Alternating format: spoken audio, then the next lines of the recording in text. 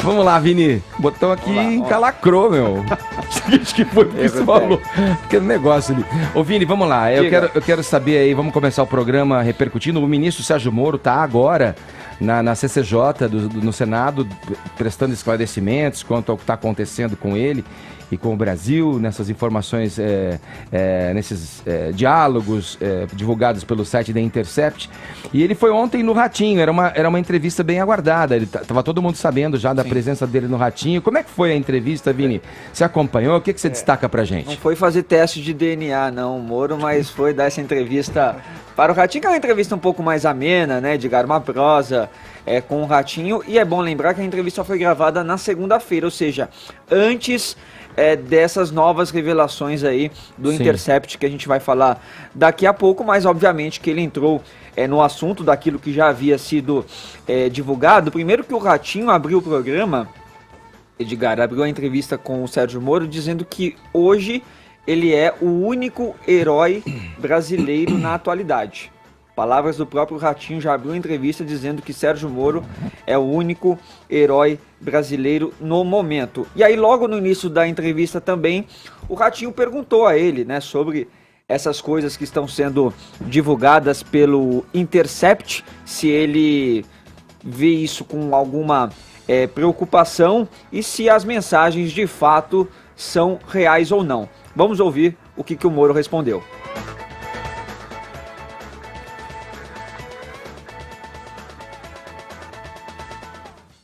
Eu acho que todos nós devemos preocupar, porque é um ataque, de certa maneira, às instituições. Não fui só eu, fui vítima dessa tentativa, mas também procuradores da Lava Jato.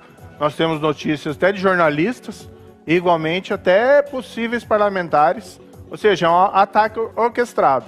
E aqui, a minha opinião, a Polícia Federal está investigando, com independência, autonomia, mas a minha opinião, aqui a gente não está falando de um adolescente na frente do computador, querendo fazer algumas estripulias, mas sim um grupo criminoso organizado, cujo objetivo, na minha opinião, principal é obstaculizar os avanços da investigação da Operação Lava Jato. Agora, em relação às minhas mensagens, o que eu troquei ou não troquei, eu não posso nem confirmar, porque assim, eu não tenho mais as mensagens, né? Mas eu tenho absoluta confiança de que sempre agi com lisura dentro da minha profissão. Tá, e depois até o Ratinho levantou a história, Edgar, do pavão misterioso, do show do pavão. O Ratinho disse assim pro Moro: eu recebi aqui no meu WhatsApp, eu não sei se é verdade, parece que é fake news, mas queria que o senhor me explicasse essa história aí de que um milionário russo teria pago para um jornalista internacional para financiar o mandato de um deputado que é marido dele e o Jean Willis ficar fora do país, que é toda aquela teoria que foi alçada lá pela conta do pavão misterioso. O Moro não entrou muito nessa questão não, só disse que ele tem visto algumas ações aí desses possíveis hackers como ações de contra-inteligência para despistar o foco e despistar de quem estaria fazendo de fato isso, né? Para parecer que é uma coisa mais infantil, uma coisa de um adolescente, quando na verdade não, é algo muito maior que está por trás disso. Na entrevista também, ele falou já sobre algumas ações do Ministério, desde o início do governo, falou sobre ele ter isolado os principais criminosos do país nos presídios federais, de ter tirado o contato deles com o mundo exterior e que ele acredita isso a um dos motivos para ter tirado para ter diminuído aí esses números da criminalidade no país. Também falou sobre um projeto, uma medida provisória que ele vai tentar levar aí ao presidente Jair Bolsonaro para acelerar a venda de bens que são apreendidos aí pelo tráfico de drogas, né, Edgar? São bens que ficam aí retidos, ficam nos pátios, acabam envelhecendo, perdendo ali o seu valor real. Então essa é uma nova medida que o Sérgio Moro pretende apresentar. E sobre o pacote anticrime, sobre a demora, né, para ser esse projeto aí aprovado, ele diz que faz parte do jogo político, que é preciso ali conversa, debate, convencimento, mas que acredita que tem muito apoio popular e também apoio dos próprios parlamentares para que o projeto seja aprovado futuramente. Você falou, Vini, que a entrevista foi feita antes dessa nova... Foi feita na segunda-feira. Na segunda, antes da nova divulgação aí de outras mensagens aí. Você citou essas revelações do Intercept. Eu vou dar aqui um resumo para o ouvinte, para o espectador que nos acompanha nesse momento. Ontem, em mais uma reportagem, o site mostra novos diálogos atribuídos ao então juiz Sérgio Moro e ao procurador Deltan Dallagnol. Segundo o The Intercept, o Moro se posicionou contra uma investigação em torno de Fernando Henrique Cardoso, porque nas palavras dele não queria melindrar, foi esse o termo usado, alguém cujo apoio é importante. A assessoria do Ministério da Justiça disse em nota que Sérgio Moro não reconhece a autenticidade de supostas mensagens obtidas por meios criminosos. Isso, mais uma vez eu retomo aqui, veio à tona ontem, um dia antes do ministro ir ao Senado para dar explicações sobre esse caso. E é para Brasília que a gente vai agora ouvir José Maria Trindade. Como é que está sendo aí esse dia agitado na capital federal, Trindade, com a participação do ministro Sérgio Moro na Comissão de Constituição e Justiça? Bom dia. Pois é, muito agitado mesmo. Bom dia, Edgar, bom dia a todos. Olha, Edgar, houve ali um treinamento e um entendimento entre os governistas de necessidade de proteção do ministro Sérgio Moro na Comissão de Constituição e Justiça. O plantão foi estabelecido entre os partidos governistas, inclusive o PSL. A ideia é evitar que os partidos de oposição partam para cima do ministro Sérgio Moro, exatamente cobrando explicações sobre essas novas revelações, né? Diálogos novos. Quando o juiz Sérgio Moro acertou a ida ao Senado Federal, ainda não existiam essas mensagens e o cálculo naquela época, naquela data, uma semana atrás, era de que até hoje, né, até aqui, esse episódio já estaria esclarecido ou totalmente publicado. Edgar, esta revelação nova para os partidos de oposição indica que havia mesmo uma tentativa de blindar o ex-presidente Fernando Henrique Cardoso e reforça a tese, né, de continuar com a ideia absurda de anular o processo contra o ex-presidente Lula. Mas os analistas jurídicos aqui indicam que é preciso sim investigar aí o conteúdo dos diálogos, mas nunca questionar ou pensar em anular o processo contra o ex-presidente Lula. Mas esta é mesmo a intenção dos antes-governistas, né, dos aliados do ex-presidente Lula. Houve uma confusão aqui, Edgar, uma confusão política, exatamente sem saber exatamente onde é que vai dar todas essas revelações e esta invasão nos telefones do então juiz e também de procuradores federais e até de jornalistas, né? Isso está sendo muito questionado. Vamos aproveitar, Trindade, acompanhar. Já teve a explanação inicial na abertura dessa sessão da CCJ, com o ministro dando uma geral, né, sobre o que está ocorrendo, e agora temos a fala aí dos parlamentares fazendo pergunta, inquirindo, questionando ali. Quem está falando agora é o senador Alessandro Vieira, do Cidadania, do estado de Sergipe. Vamos ouvir um pouquinho. O Brasil não precisa de heróis, o Brasil precisa de instituições que funcionem e, nesse caso, as instituições brasileiras foram testadas à exaustão. Recursos infindáveis. E o que sobrou foi isso. Hoje nós temos, no primeiro momento da divulgação desse primeiro suposto vazamento, eu me posicionei, fui um dos primeiros a posicionar, e recebi questionamentos até da equipe. Você está tomando logo uma posição, isso é perigoso. E a minha resposta foi clara, você tem que ter coerência com o que você faz na vida. Hoje no Brasil, quando falharam as bancas milionárias de advogados, quando falharam os embargos auriculares, quando falharam as intervenções políticas, o que restou foi a gente está ouvindo então o momento em que o senador Alessandro Vieira, do Cidadania de Sergipe, faz a pergunta, daqui a pouco o Moro vai responder, e a gente segue aqui. Vamos lá, Caio, o Moro tem questões cruciais, aí, importantes para responder, vai ser confrontado ali, espera-se uma sessão, digamos, um pouco mais republicana, diferentemente das que acontecem na Câmara dos Deputados, mas é uma sessão quente, como já falou aqui pra gente o Zé Maria Trindade. Na minha opinião, ele não tem nada a responder, né? Eu já disse mais cedo no Jornal da Manhã, a visita do Moro ao Senado é a ironia máxima beira o ridículo, a maior autoridade brasileira no combate à corrupção, prestar satisfações a esse Congresso, como se esse Congresso superasse a envergadura moral do ministro da Justiça. A pesquisa de opinião pública, né, elas apontam que o Congresso Nacional não tem nem 5% da aprovação dos brasileiros, né, ao passo que o ministro Moro é aprovado por mais de metade da população. Mas enfim, é ridículo alguém que sequer é investigado se explicar sobre informações não confirmadas, obtidas ilegalmente, de fonte anônima, sem qualquer validade jurídica, e que sequer foram submetidas na íntegra ao público, às autoridades e à imprensa. E essa parte é muito importante, a divulgação na íntegra, porque o Intercept Brasil, ele não faz jornalismo, ele faz terrorismo político a conta-gotas. E qual que é a gota da vez? Qual que é o novo trecho explosivo aí publicado por esse site panfletário, que é tocado por gringos e militantes da esquerda?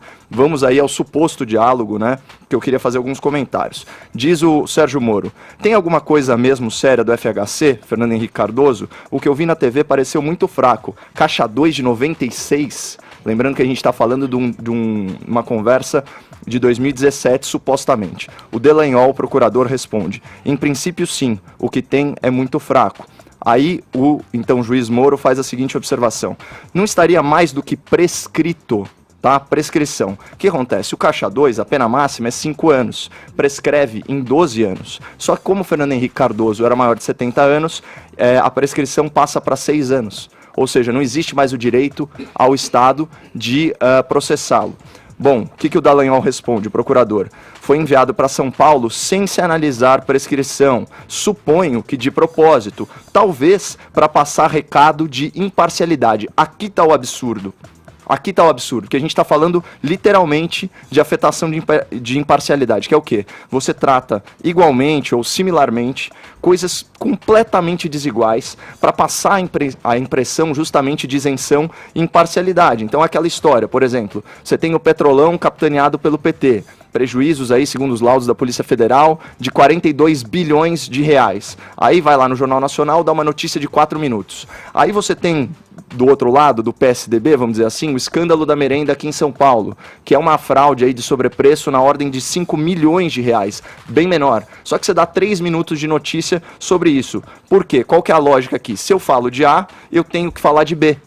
Ou seja, isso daí é fundado no medo ou na covardia do jornalista, do procurador, do que quer que seja, de parecer parcial apenas por ser justo. Bom, voltando, retomando aqui, o que o Moro responde? Ah, não sei, acho questionável, pois melindra alguém cujo apoio é importante. Aqui você tem duas possibilidades de interpretação do que o Moro falou. Ou é uma crítica à estratégia de comunicação, ou é uma crítica justa à estratégia de persecução penal, com a conclusão óbvia de que isso vai incomodar o réu, portanto Fernando Henrique Cardoso, injustamente processado, que pode deixar de dar apoio público à Lava Jato, obviamente. O que é o mais importante da questão toda, para o ouvinte atentar muito? O Moro, se esse diálogo for de fato verdadeiro, ele não está falando não processe. O que Moro diz é: não processe injustamente, com poucas provas e crime prescrito. Né? Agora, do Intercept a gente não pode esperar jornalismo sério, como ficou, aliás, claro e cristalino pela surra, a surra de coerência que o Glenn Greenwald tomou da nossa colega Vera Magalhães no programa Pânico. Agora, quando você vai para as manchetes da grande imprensa, olha o que o UOL está falando sobre esse trecho que eu li para o ouvinte e fiz os comentários. Abre aspas. Novo vazamento indica que Moro foi contra MP investigar Fernando Henrique Cardoso. Mentira. Outra manchete do Grupo Folha. Em conversa, Moro foi contra MP investigar FHC. Também, muito impreciso. G1. Site divulga novo diálogo atribuído a Moro, em que ele diz ser questionável investigar Fernando Henrique. Folha e Globo é a imprensa esquerdista light. Agora, o que acontece quando a gente vai para um Brasil 247 da vida? Abre aspas. Protegido por Moro, FHC pediu dinheiro a Marcelo Odebrecht, mas é Lula quem está na cadeia. Ou seja, ouvinte, no final, a espuma dessa marola artificialmente agitada aí nas ondas radiofônicas, internéticas e televisivas é uma só. é hashtag Lula livre. E é dessa narrativa que a gente tem que fugir. Isso eu acho um pouco reducionista, Caio, se você me permite.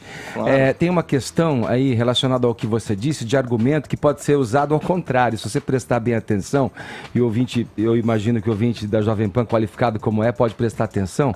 A questão é que bom, primeiro tem a questão da prescrição, que você colocou aí.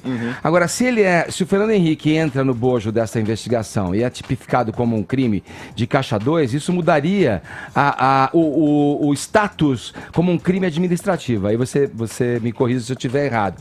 O que, na visão jurídica, também aliviaria e teria que ter a mesma questão, seria que ser equânime com relação ao ex-presidente Lula. É um crime menor, que não recai sobre ele, a pessoa física do presidente. Mas aí tem a questão administrativa de partido. Então também eu acho que é importante esse ponto, porque ele muda de figura. E um argumento que aparentemente pode ser seguir para esse lado que você falou, pode ser usado inclusive pela oposição. Inclusive, vamos falar de Deixa eu só ouvir, Fefito, só para ouvir o que o Caio pensa a esse respeito. Porque assim, é complexo, mas eu não sei se eu consegui ser claro o suficiente, mas o ponto é, se o Fernando Henrique fosse processado, ele seria processado injustamente, porque o crime... O suposto crime já estava prescrito. Sim. E aquilo refletia, na verdade, aquilo veio na sequência de uma matéria da Globo, também dentro dessa mesma lógica de afetação de imparcialidade. Olha, a gente está dando alguma coisa do PT, tem que dar alguma coisa do FHC. Agora, do ponto de vista da força-tarefa, seria um grande equívoco você iniciar um processo que você sabe injusto. Sim, mas que se você olhar com um objetivo específico desse, de transmitir a aparência de uma imparcialidade, a força-tarefa também incorre. Sim, mas é que a narrativa ela não pode prevalecer sobre a justiça. Aliás, equívocos mas é o que tem acontecido nesse país. Do Ministério Público Federal, da força-tarefa, é o que está trazendo esse grande vulcão em erupção. Eu acho que tem que ter muito cuidado com as coisas. E eu também acho que tem que ter muito cuidado quando a gente sai criticando a imprensa à torta e à direita, que aliás está fazendo o trabalho dela, porque no final das contas é importante noticiar tanto o escândalo da merenda quanto as ações da Lava Jato. Aliás, o tempo destinado a esse tipo de notícia não está baseado necessariamente na quantidade de verba desviada, porque ali não existe pecado grande ou pequeno. Roubo é roubo. O tempo destinado a esse tipo de notícia, ele é basicamente fundado na quantidade de informações apuradas sobre o assunto. Tendo em vista como as pessoas se comportam com relação à Globo e à Folha, eu acho muito curioso que as pessoas chamem a Globo e a Folha de esquerda light, quando muita gente acha que a Globo e a Folha são de direita e estão tentando ajudar X ou Y. Eu acho que a gente tem que ter muito cuidado com isso. E, aliás, só para encerrar no que diz respeito à imprensa, mais cuidado ainda a gente tem que ter ao usar esse tipo de mídia alternativa que tanta gente sai enaltecendo por aí, que não faz e não se dá o trabalho de fazer o trabalho básico pro jornalista, que é ouvir o outro lado, que a gente aprende no primeiro período de faculdade. Digo isso, inclusive, por já ter sido caluniado por muita gente desse tipo, que saiu usando informação minha sem checar e sem saber de onde ela veio e nunca se deu ao trabalho de me procurar para saber se era verdade ou não. O jornalismo também é checar fato direto com a fonte. Eu preciso passar para o Zé Maria Trindade repetindo o seguinte, tem que ter muito cuidado ao averiguar essas situações, você sabe muito bem disso. Primeiro, existe uma contundência em se considerando aqueles primeiros diálogos que foram divulgados com relação a afirmações de juristas, que olha, houve um extrapolamento aí, houve um pisar além das atribuições de um juiz, as questões fora do processo, dos autos do processo. Quer dizer, se isso tudo se confirmar, temos uma questão muito grave. E aí, isso não significa, eu acho que é errôneo e reducionista também dizer, simplesmente bradar, os que querem o fim da Lava Jato, a soltura de corruptos.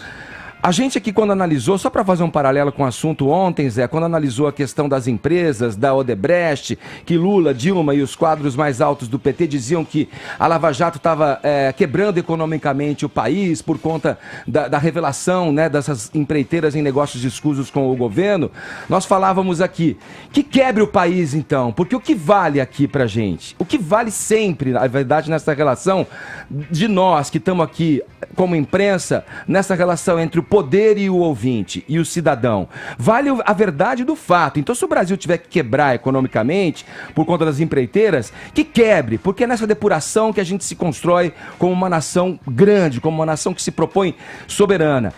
Ao mesmo pensamento, eu atribuo agora à Lava Jato. Reduzia isso a só, olha, quem está querendo a apuração da verdade dos fatos, está querendo a soltura de bandidos. Acho isso um equívoco, acho que isso é uma ilusão. É uma tentativa de uma tática ilusória para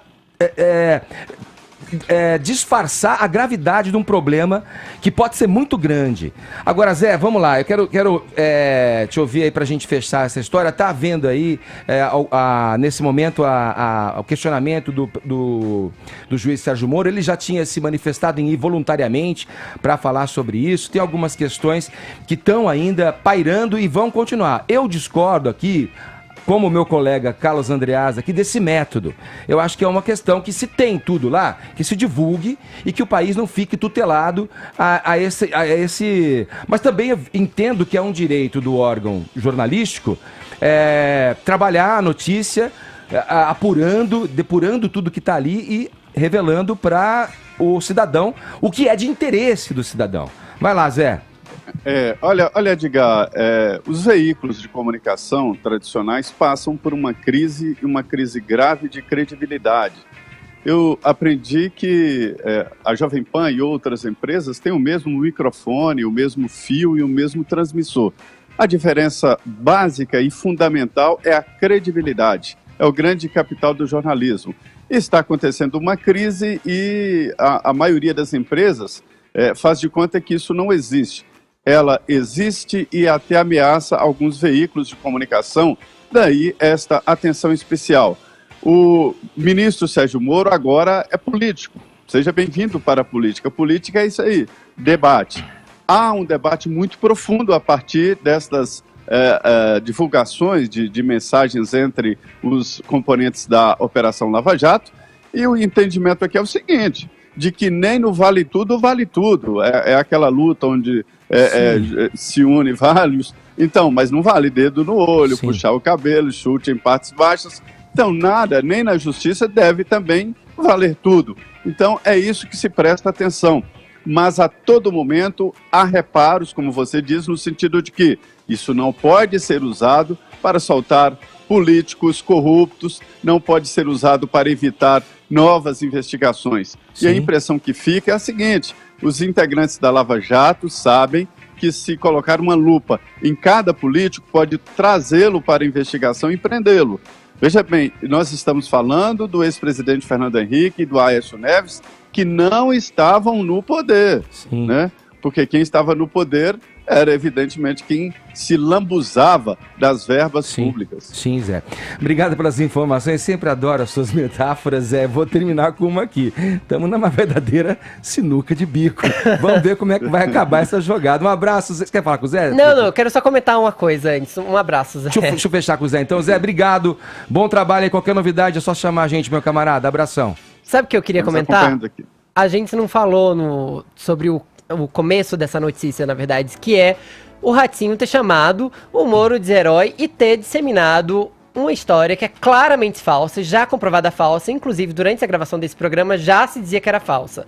A gente também tem que pensar que o Moro, e eu não tô aqui pra criticar o trabalho do Ratinho, nem de ninguém, mas assim, a gente tem que pensar que o Moro poderia ter dado essa entrevista a qualquer grande veículo de imprensa do mundo, da Alemanha, dos Estados Unidos, da Inglaterra, do próprio Brasil. Interesse numa entrevista séria com o Moro há por parte de toda a imprensa. A gente tem também que pensar por que, já que a gente tá falando de narrativa, por que ele escolheu o programa do Ratinho, que é alguém que basicamente fez uma entrevista em que ele se sentisse confortável para não falar sobre o assunto, porque tudo que ele usou de tempo para dedicar ao assunto foram 80 segundos. Acho que o Ratinho tem sim que colocar a mão na consciência, porque não se divulga fake news, ainda que se coloque a mão na consciência, pode ser ou pode não ser, porque a gente sabe muito bem que a gente vive num país de pessoas deseducadas, que quando ouvem esse tipo de coisa, muitas vezes tomam como verdade, e a gente também tem que parar pra pensar que o Brasil é cheio de heróis, gente. Gente sobrevive com salário mínimo e sustenta a família, não usa capa também. Esses são heróis de verdade.